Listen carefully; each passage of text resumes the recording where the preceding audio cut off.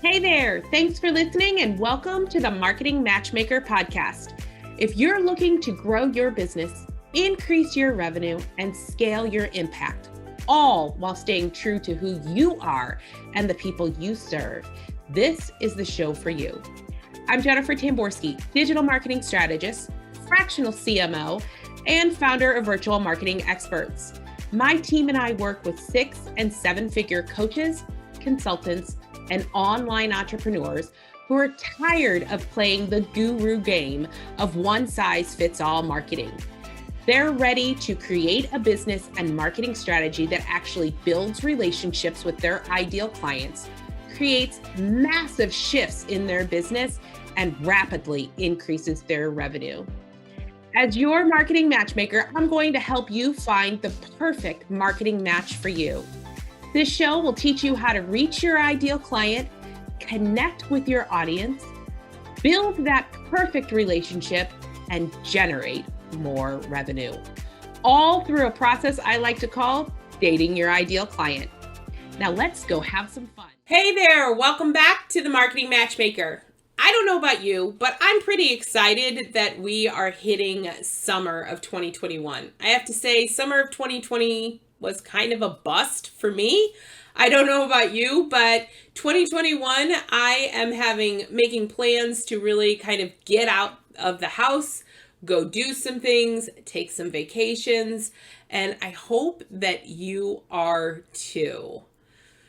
By the time you listen to this episode, I will most likely be on a vacation. So I am getting these episodes recorded prior to that so that you are able to continue to enjoy learning about marketing. Today, I wanted to dive back into the foundations of your business. Because let's be honest, just like our relationships, your marketing is only as strong as your foundation. If you listened to the Dating Your Ideal Client episodes, and if you haven't, I would suggest going back and giving them a listen. You'll remember that step 1 is really about creating a strong marketing strategy in the introduction phase. And you will hear me talk about your marketing foundations over and over again in the coming episodes, because quite frankly, they're really what leads to your business success. Once you have a solid marketing foundation, you're really able to grow and scale your business into, well, any direction you want, honestly.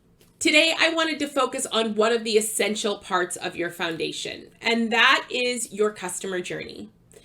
This is all about designing the path your ideal client will take from learning about who you are through to purchase, if you do it right, into that keeping the romance alive phase, which is all about customer retention and upselling them. The reality is that digital marketing is changing, and we as business owners need to get up to speed quickly and make adjustments to our marketing right now.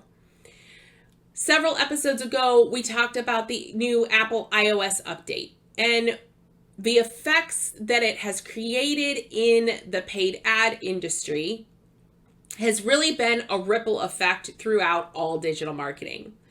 What it really showed us is that a lot of us got too complacent with our marketing and we were relying way too heavily on social media. It's time to really take a look at our foundation and reassess what is working and what isn't. And that's what this episode is designed to do. One of the most important things to have in your business is a fully built out customer journey. A customer journey, or a sales funnel, or custom client acquisition map, or a marketing funnel, or a marketing pipeline, or sales process, or sales pipeline.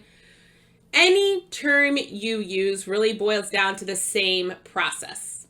A customer journey is the sum of all the interactions a customer goes through in relation to your brand. It's really from the moment the customer first hears about your brand to the actual purchase and keeping that romance alive, to the post-purchase process. Your customer journey should include all aspects of interactions with your ideal customers, which means things like email and social media and text messaging and content marketing. That really, if you're not creating multiple touch points of valuable content for your audience, you're going to fall behind. There are 3 main stages to your customer journey. Each stage can then be broken down into smaller pieces of how you're going to interact with your audience in that stage. And it's really important to kind of look at it as an overall process and then break it down into the smaller pieces. So we're going to start with that big overlook. And we start with the top of the funnel. So whether you call it a customer journey or a sales funnel, it's all of the same thing. But you'll often hear them call it the top of the funnel. This stage is all about awareness and discovery. It's where you're really introducing yourself and beginning to flirt with your audience. You see, early in your audience's journey, they are going to be going through a specific problem and are researching or learning more about it. This early in the journey, they are still identifying what their problems are. They may not know you exist yet, but they're learning about you. They may not know they have a problem, but your content hopefully is showing them that what your ideal client's problems are also their problems. And they don't know what the solution is. And that's the whole point of the customer journey, is to take them from an awareness of a problem through to the solution that you provide.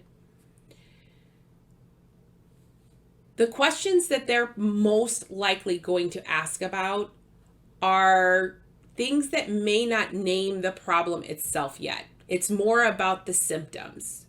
For instance, if you're a weight loss coach or a health coach, they may be talking about their weight, or they may be talking about their food, or they may be having body issues. Those are symptoms of the actual problem. They're trying to verbalize their problem and are looking for a trusted source of information and education. So at the top of the funnel, your prospects want to feel educated and confident to be able to talk about their questions when the time comes. From a marketing perspective, they want content that will guide them through the topic that matters to them, including blog posts, videos, maybe quizzes. This part of the funnel is really all about building that brand awareness, making them aware that they have a problem and that you could potentially have a solution. That leads us to the middle of the funnel. And this, my friends, is where your audience is aware of the problem and is really researching for that solution. Generally, they may be aware that you exist and are a potential solution to their problem. And this is where we start to build that know, like, and trust, or as I like to call it, the dating phase. In this stage, you're no longer dealing with nameless, faceless contacts. Quite frankly, hopefully you've moved them onto your email list with some kind of opt-in in the top of the funnel. They now have a name and definition for their problem, and they're looking at all of the available solutions, such as products, services that you may provide. Questions in the middle of the funnel are no longer generic. Instead of asking why questions, your audience is really diving into a range of opportunities to remedy their problem. At the middle of the funnel, your audience is diving deeper into specifics of that problem. They understand what's bothering them, maybe even in great detail, and they want to know how they can fix it. And honestly how you might be able to help them fix it.